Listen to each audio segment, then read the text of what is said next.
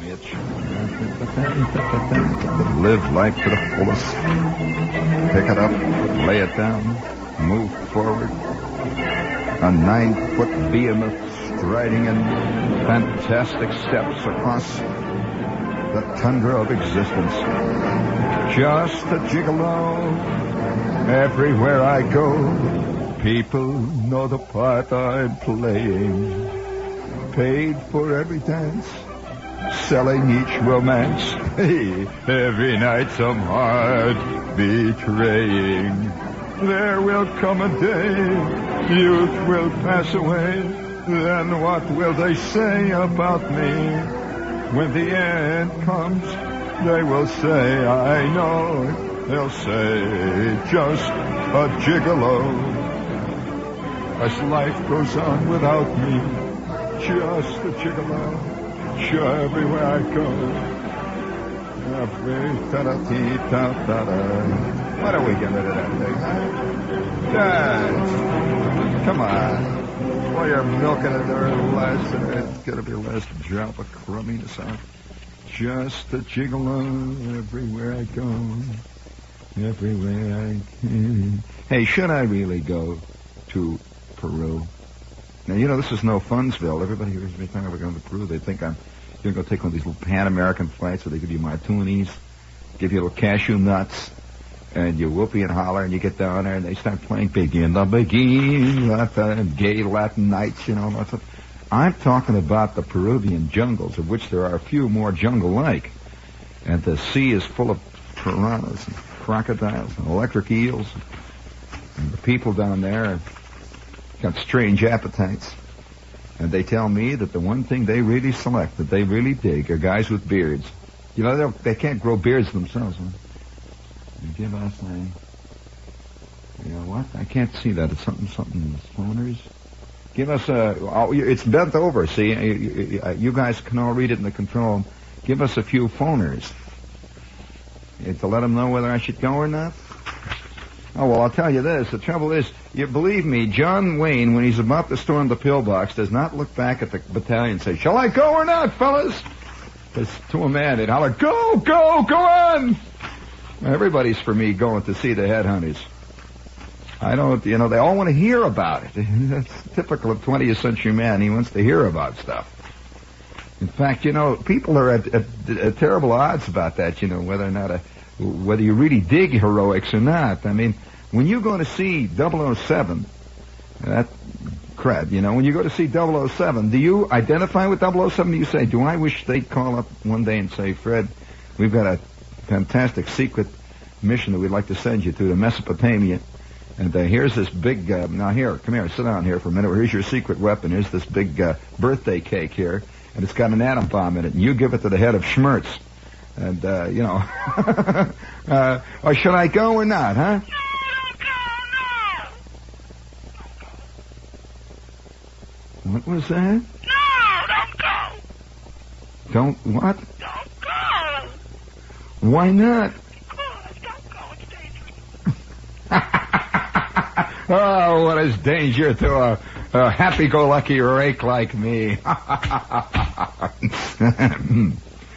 Indeed. Well, I've been debating about this. You know, for those of you who wonder what this is about, in case you haven't heard, I have been more or less euchred. It's like a crummy avalanche. I'll tell you. At first I thought it was Kidsville, you know, and laughing about it. And the next thing I know, guys are calling up and offering me curare cures. They're calling up and say, of course, I've got the stuff that can take care of it if you get a piranha bite. And gee whiz, I guess you don't get one piranha bite, do you? If you get a piranha bite, they come in bunches like bananas. They don't. And one guy says, my Playboy editor, he called and he says, are you really going to go on with this nutty thing? And I said, Jesus, shave off your beard. I said, why? He said, they like beards. He says, listen, doesn't make any difference how Christian they are, you know. If they're ex-headhunters, you can't tempt them that much. You're liable to be the greatest head that's shown up there. And one guy's going to be skulking in the back of the tribe. He says, well, all right, so I did swear off headhunting, but just this once. The guy can fall off the wagon once. And, and he says, you can always grow another beard, but it's a little hard with a head. in a way. Yes. Gee whiz. Wow. I just don't know what to do. Don't go! No, don't go. The voice of the listener is heard throughout the land. Would you please give me some listener guts music? We'll salute the guts of the average listener. Yes. Oh, yes. Real life adventure always leaves real life listeners very cold. Yes, indeed. We're aware of that, friends. But most of us prepare our exotica and our danger between soft covers, or in 35 millimeter in color, if possible. So tonight, WOR, as part of its vast public service programming, salutes listener guts. Yes. You sure got it. Yeah.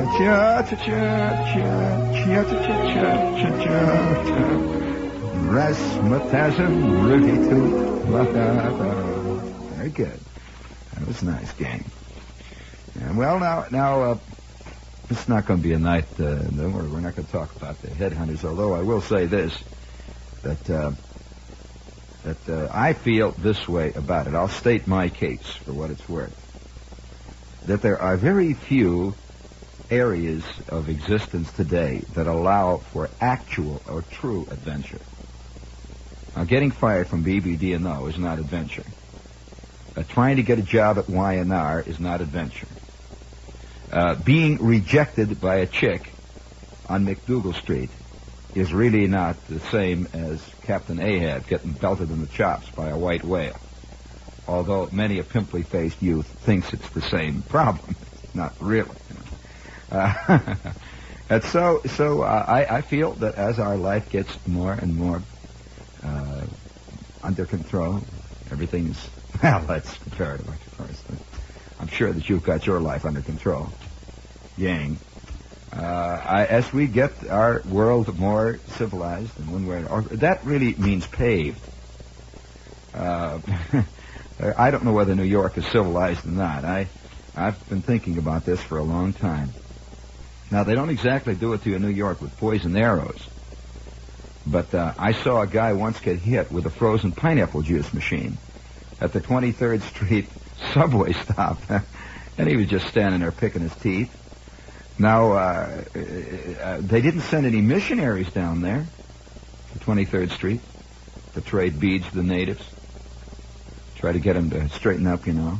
Oh, by the way, speaking of the natives, it's interesting to note that the natives down there in this particular tribe, the Chopras, have a real hang-up for T-shirts.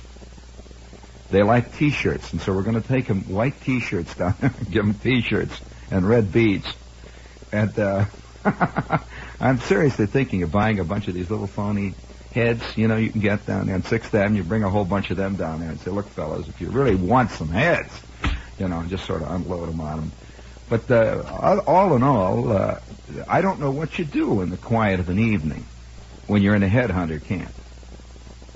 I've thought about that. Have you ever, you know, people think in terms when they think of adventure, they think of that one fantastic moment when the curare-tipped arrows are coming through the tent and everybody is loading their Winchesters and digging in, you know, and see Aubrey Smith's, fight to the last man. Well, what about all the other hours of adventuring? You know, a friend of mine, I've traveled quite a bit. In fact, I don't know of many continents. In fact, I don't know of any continent I haven't at one time or another touched, at least 4 times. And one thing nobody really talks much about, you know, you read these exciting stories about adventure, and you read these exciting stories of travel, exotica and places like that. And the one odd thing that most people never touch who write these stories, and it's really not odd at all, because it's probably a prime ingredient of everything, at least everything I've ever been involved in, that would be called exotic, adventuresome, or dangerous. They never talk about the endless hours of simple scut, the dullness.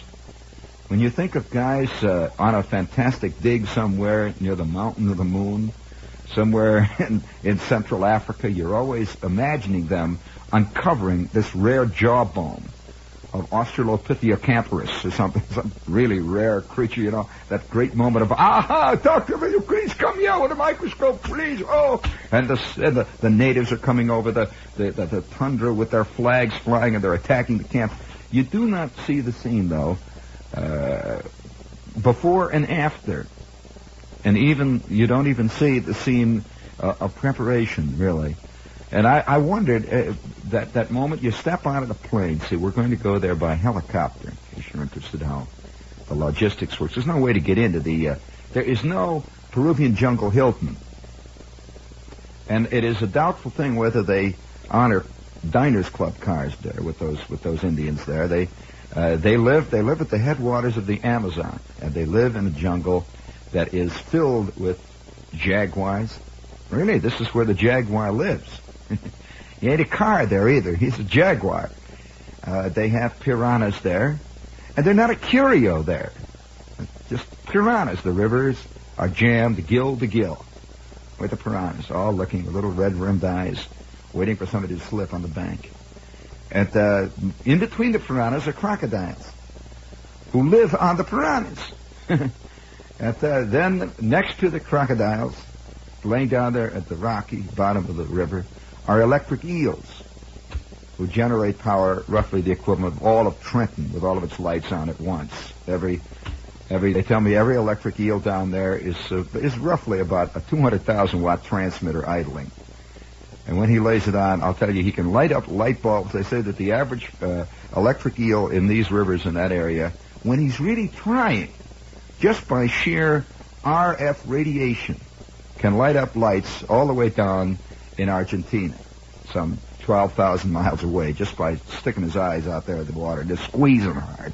You know, I don't know how it works with an electric eel, but they're there, you see, and the banks of the river, on practically every rock and under every tree is a boa constrictor. And they said these boas are in this area because they're boa constrictors that haven't made it. Now, there are boa constrictors in places like Malay where they're kind of a tourist attraction. Those are the boas that have made it. And people come and take those boas back, and they put them in the Bronx Zoo and places. But nobody brings a Peruvian boa constrictor back, and they haven't made it. And so they're bugged, really, in this big world. And it's the way that people put it to me, they're not notorious for their good humor, these boas. And they have a terrible predilection for smaller children. I say, so it's lucky that you're not a kid, really. But look up, be nip and tuck. Sometimes they're nearsighted and they may make a jump. And so they told me you got to wear these heavy leather boots down there all the time, the big boots. Says now, these discourage the snakes. They'll bite, but they don't get all the way through. It's just, you kick them off, you know. Walk on, and deadly crates lying in the undergrowth there. Now, what has this done to the natives? Well, let me tell you, you have no idea. From what I understand, the natives, their life is one long worry. Yes. Apparently, the Stone Age life was not exactly what most of the people who believe in the noble savage like Rousseau thought it was. I mean, their life is one long nip and tuck. And according to the fellow who was in touch with me, who says he's going to ride in the plane as far as the jungle, and he gets off there. He's got a little business somewhere out there in civilization. He's not going all the way in. He said, I wonder what he's doing. He's opening up a good humor stand or something down the edge of the jungle there. And he said that he says, you know, these people, they don't grow to be 40. He says the attrition rate, head-wise being what it is in the neighborhood, and they're all roughly 5'6", and he said extremely muscular and touchy. And so I don't know. You know, the thing that makes me wonder is you get out of the plane, and the jungle is all around you, and you can hear the piranhas feeding off in the river there, and the chief comes forward going, ah, ah, ah, and he raises up the skull and rattles, and all the others look, peer out of the undergrowth. After you have made contact, then what? And you said, nice day, Chief.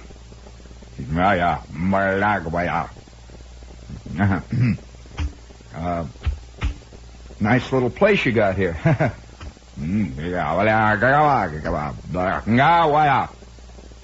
So what did he say? And you look over to your interpreter, and his face is dead white. And he said, "Oh, sorry, Chief. Sorry." And he said, "Wait for the helicopter to come back 10 years from now." Speaking of the noble savage, this is WOR AM and FM New York, and please give a little trinkets to the natives out there. Hit the button there, please.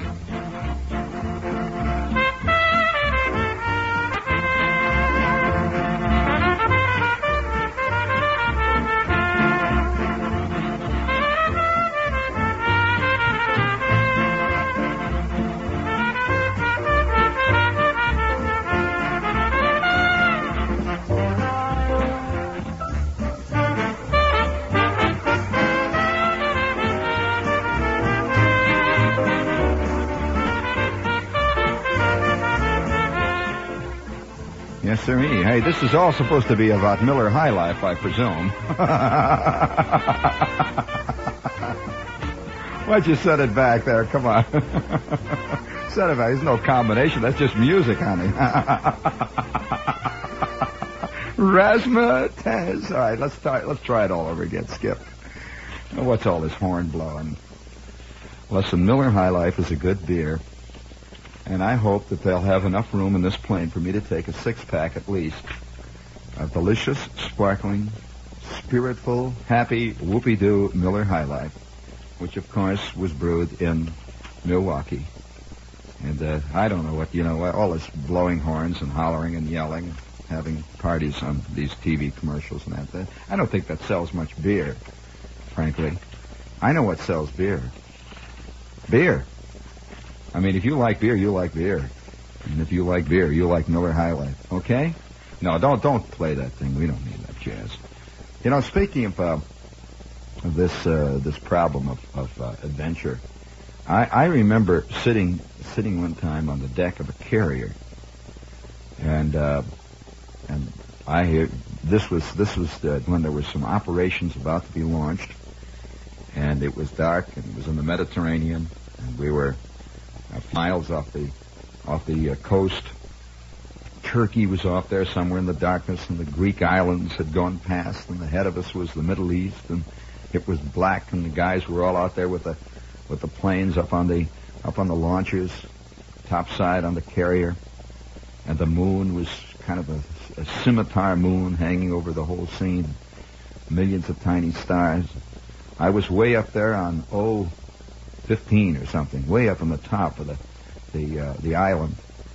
This little iron protective thing all around me there, wearing a big fat helmet and stuff with the earphones in there, listening to the conversation going on between the bridge and the guys who were waving the ships off, and the pilots and the guys who were down in the dunk bar and everything else. It all was all in one big mishmash, and I'm standing up there looking out into this ocean. The wind is blowing over the deck of the carrier. She's whistling along at about 30 knots into the teeth of a gale, or at least it got to be a gale after this 30-mile-an-hour ship was whistling into it, and the A4Ds were taking off with the rocket, or the big plane launchers. The big catapult was knocking them off one after the other, and the wind was screaming through the radar tower above me, and all it probably never occurs to you, but on the standard aircraft carrier, non-nuclear type, there is, sticking out above the bridge, there's a smokestack. You never think of that smokestack. And it's pouring all this junk out back of you, and the fallout of ashes is coming on top of your head, and it's hot, and you're coughing. The wind is whistling. And I'm up there eating a bologna sandwich, a great big one made out of rye bread and bologna and 4 pounds of mustard, and I'm gnawing away at the salami and bologna sandwich. There's a guy in the darkness there, and next to me, a commander or something. He's in charge of some kind of nefarious activity aboard the ship, and he's got a big helmet, and we're going on and on and on. Off goes another one into the darkness. Yeah, you can hear them. They go.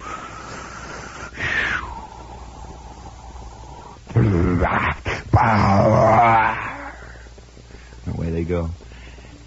Whistling on and on and on.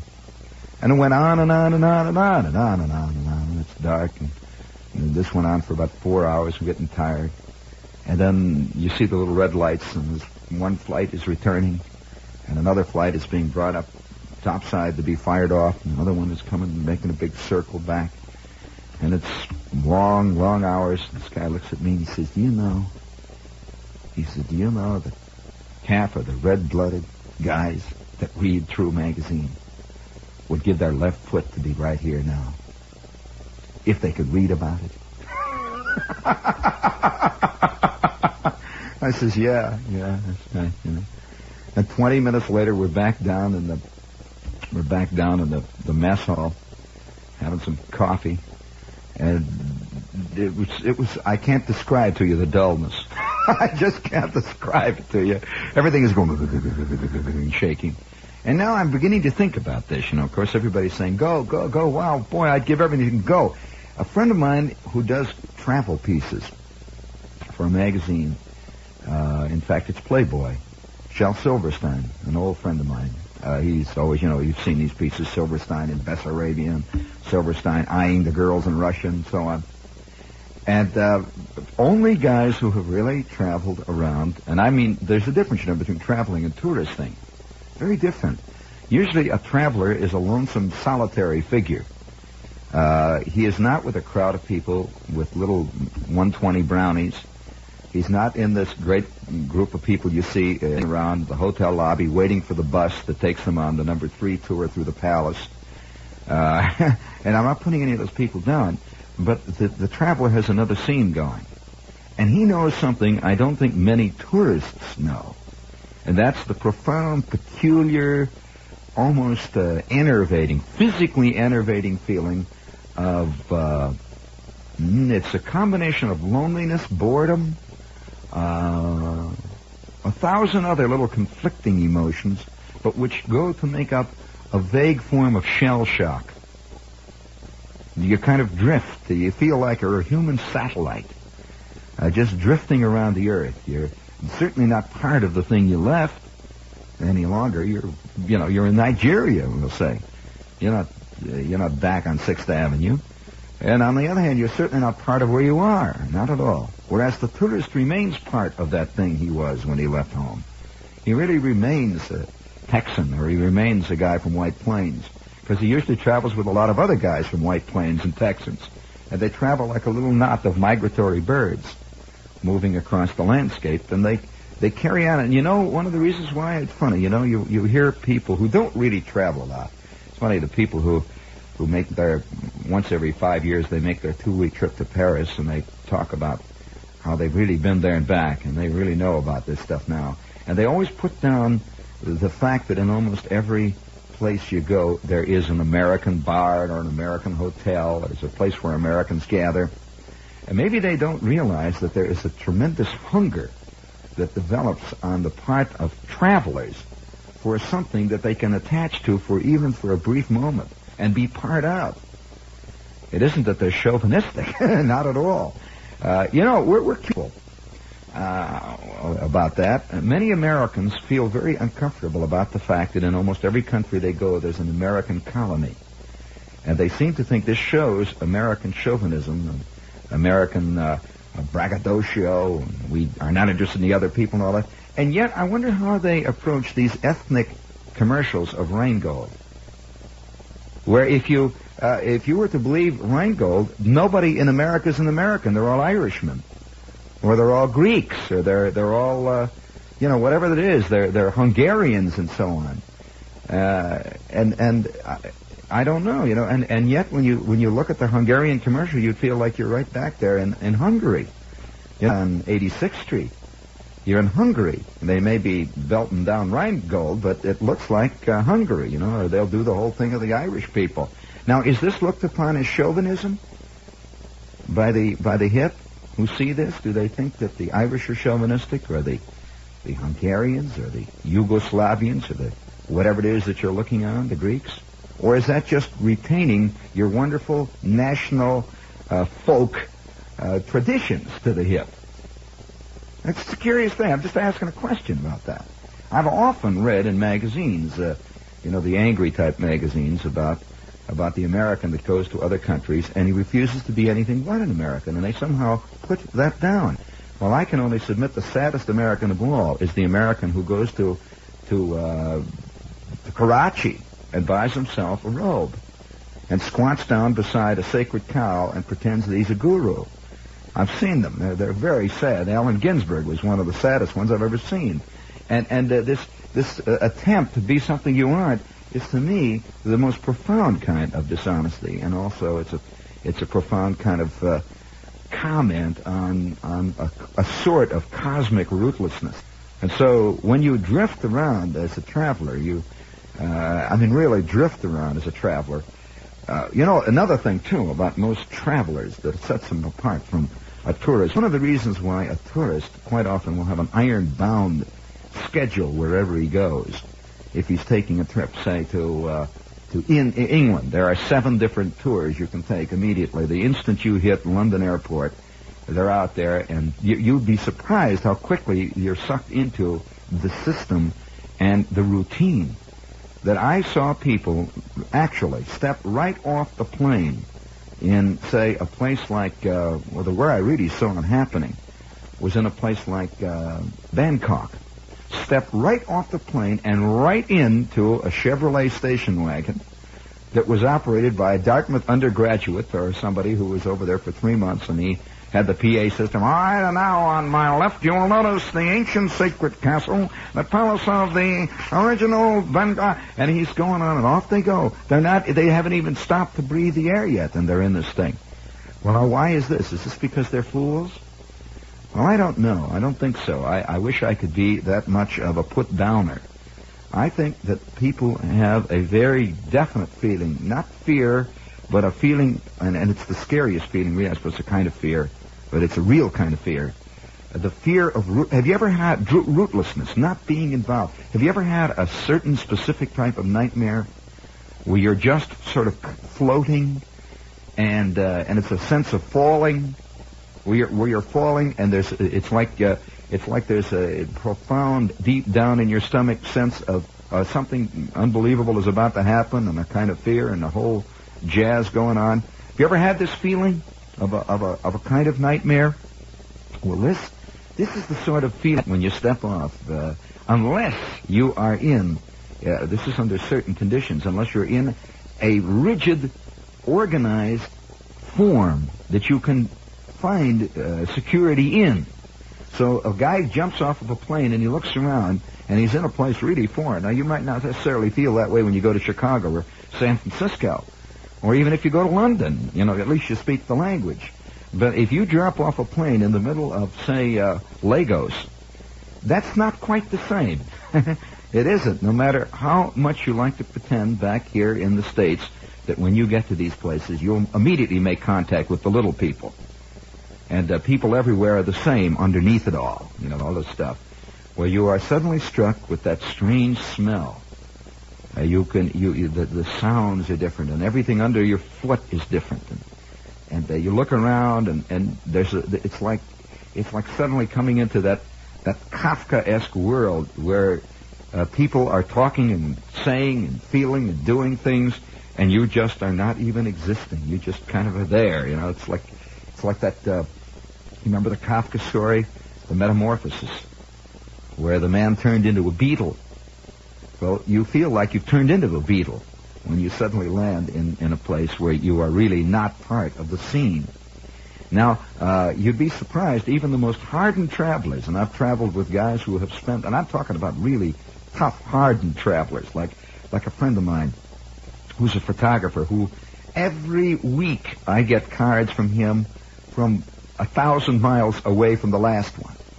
The last card I got from was from Buenos Aires. The card before that was from Belgrade. The card before that was from Chile. This is the kind of guy who spends all of his life airplane seats for his little bag, all of his life, and he looks out with sort of bluish gray eyes at that great spinning world under there, until eventually it has no reality. You would think that a guy that would travel a lot would begin to have a profound sense of reality and understanding and knowledge of the world. No, it is only the man who doesn't travel who can afford to sit by his pond and be Thoreau, who can come to the vast sweeping generalizations of what man can do and can't do, what man can feel and can't feel, what man is and isn't. The best way to be a philosopher is don't go see people. That's I'll tell you, don't go see the way it is. We traveled a good bit ourselves. In fact, the two of us put maybe 25,000 miles behind us together. And I remember one night in a hotel in Singapore. How's this for name place dropping? And he's looking out, and I said to him, I was looking out the window, see, and I says, gee, wow. And looking down there, and you could, the hot breath of the jungle was around. You could smell that peculiar smell of the Orient, which is a pleasant, strange smell that I've smelled in many places. It's a kind of a burnt coffee smell, a curious cinnamon-like smell. And sandalwood. It's hard to describe what that smell is. It really is. It genuinely is. It isn't what you think it is. You keep thinking of Jersey. Secaucus. That's not what I'm talking about. Yeah, isn't it ever amuse you that Jersey calls them the meadows when all they are is swamps? That ain't no meadow, Jersey. That's a swamp. I ever saw one. And everybody has his own little illusion, his little dream, so you keep with it, Jersey. It's all right. The Garden State. And I looking out a window, and Simon was flaked out on one of the beds. You know, he just and both of our mouths are open like fish, because the one thing we wanted was a cold drink of water. Oh boy! And he's sort of laying there going, the heat's going in and out. And I turned to Simon. I'm looking out at this fantastic place, Singapore, and all my mind is going back through things, the Japanese occupation of Singapore. I keep thinking of the stories I've read about it, and the British leaving Singapore, and the Malaysian riots, and everything that went on in those streets. And I'm looking out, and I said, we're really here. And there was a pause, and Simon said, he put his hand up, and he says, well, where are we, by the way? And I said, Singapore. He says, oh, yeah. Put his head back down. Last night it had been Frankfurt. The night before that it had been Athens. The night before that it had been Cairo. Let me tell you some night the experience I had in Cairo, in the Cairo airport with my Jewish friend. That was a wild scene. We'll get onto that some night, and the hassle I had with the Cairo police. At 3 o'clock in the morning was a fascinating little tiny vignette of life. You know, we had come on this plane from Karachi and had landed at... Why? I don't know what I'm telling you all these things for you about tonight. It sounds, you know, it's a curious thing. Once in a while I think about the places I've been and don't talk much about it, but we've been on a plane. You should be on a plane sometime. If you want to see how... I'm not talking about a tourist plane. You should get on a regular local shuttle that flies between Bangkok and Karachi, and is filled with the world over there. And you get on the plane, and the plane takes off at Bangkok. Beautiful airport, strange airport. And you can see in the darkness in the airport, you can see all these militants outlined against the blackness there, all with their big booms, the big tails sticking up there. And there's an area that's just restricted, and you stay out of there, and you see these green trucks, and you see Siamese soldiers moving back and forth. They ain't. This is not the King and I, friends. It's not Yule Brennersville, and it's a beautiful place. And we got on the plane, and it was a local shuttle, really. And we're surrounded by 8,000 crying Indian kids and old gentlemen of very almost indiscernible nationality who spoke rare dialects, one kind or another. And this hostess moving back and forth and talking to all of them in their native tongue. And you don't understand the word of anything that's going on, and you realize you are the exotic one in this crowd. And everyone is vaguely looking at you. Oh, those funny shoes. Holy smokes, look at that. How big they are, you know. Look at that. That's strange, you know. And there you are, the big American. You sit there, and you're not a big, tough American. Suddenly you realize that you truly are. There are places in the world where you are genuinely a foreigner and as exotic as anything we think Fu Manchu is.